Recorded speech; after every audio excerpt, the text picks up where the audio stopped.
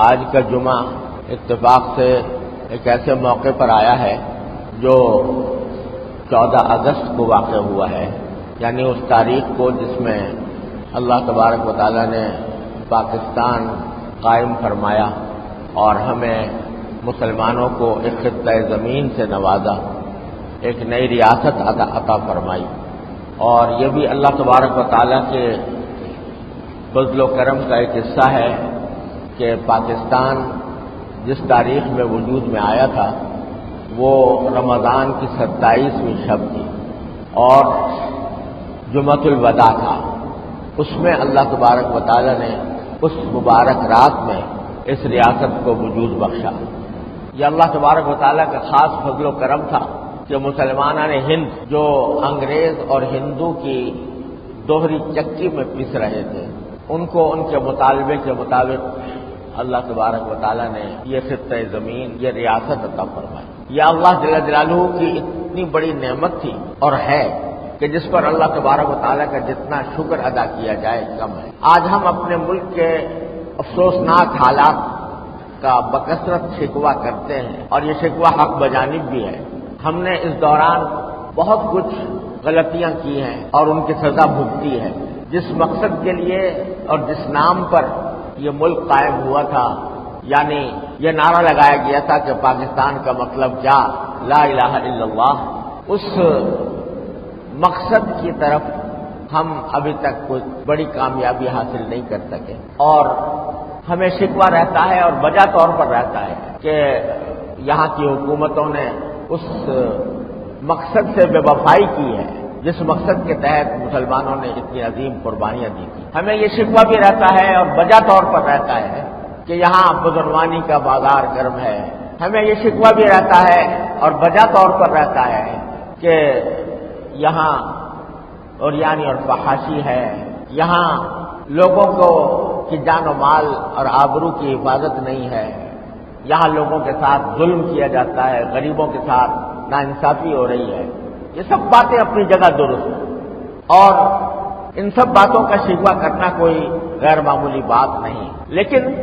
ان سب باتوں کے باوجود ہمیں یہ نہیں بھولنا چاہیے کہ پاکستان اللہ تعالیٰ کے فضل و کرم سے آج بھی ہمارے لیے ایک بہت بڑی نعمت ہے، نعمت عظمیٰ ہے، اور اللہ تبارک و تعالیٰ نے اس ملک کی بدولت ہمیں بہت کچھ دیا ہے۔ اللہ تبارک و تعالیٰ کے فضل و کرم سے اس ملک کے وسائل ایسے ہیں کہ شاذ و نادر کسی ملک کو ایسے وسائل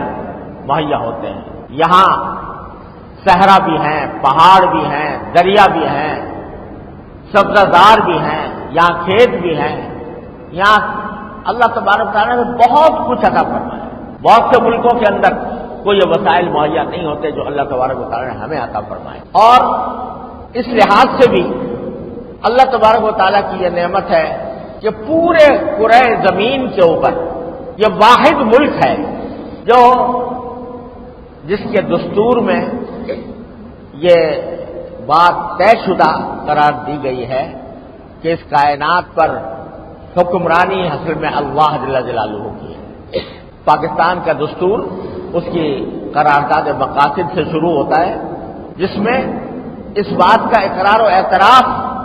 کھلے لفظوں کے ساتھ موجود ہے کہ کائنات پر اصل حکمرانی اللہ جل جلالہ کی ہے، اور اگر کوئی شخص حکمران بنتا ہے تو وہ اللہ تبارک و تعالیٰ کی مقرر کردہ حدود کے اندر اس حق کو استعمال کرنے کا پابند ہے۔ آج کی سیکولر جمہوریت جس کا راز ساری دنیا الاپتی ہے، اس کا بنیادی نقطہ نظر یہ ہے کہ حکمرانی عوام کی ہے، یعنی عوام گویا ان کو حکمرانی کا حق حاصل ہے اور ان کو حاکمیت کا حق حاصل ہے۔ وہ جس چیز کو اچھا کہتے ہیں وہ اچھی ہے، جس کو وہ برا کہتے ہیں وہ بری ہے، لیکن ہمارا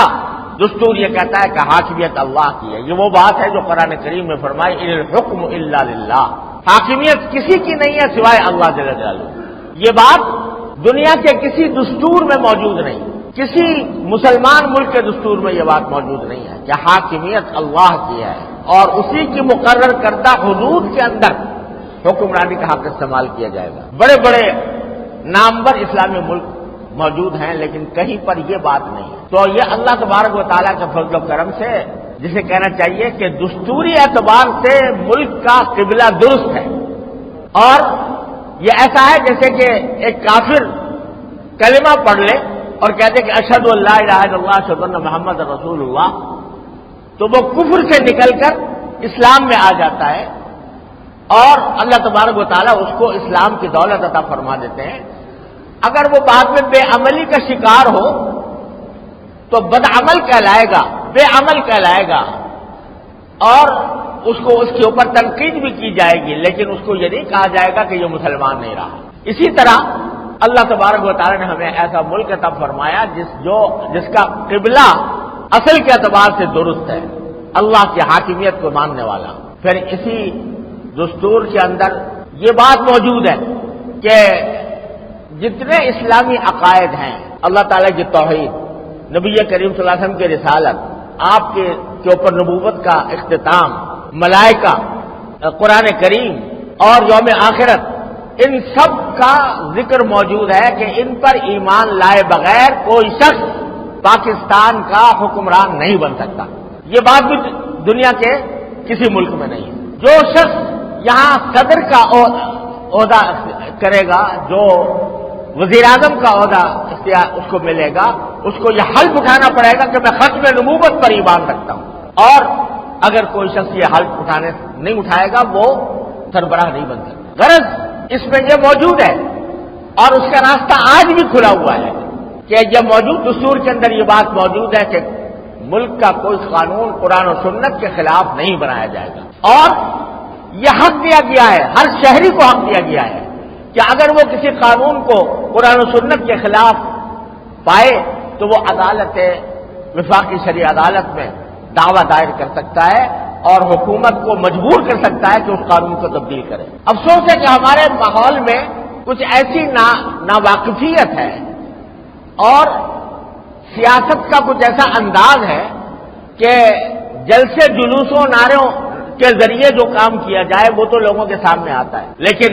اگر کوئی پرامن اور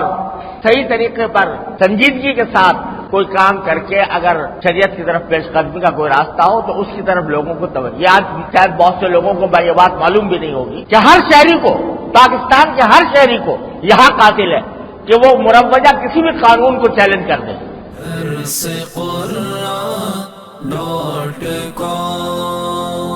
www.darsequran.com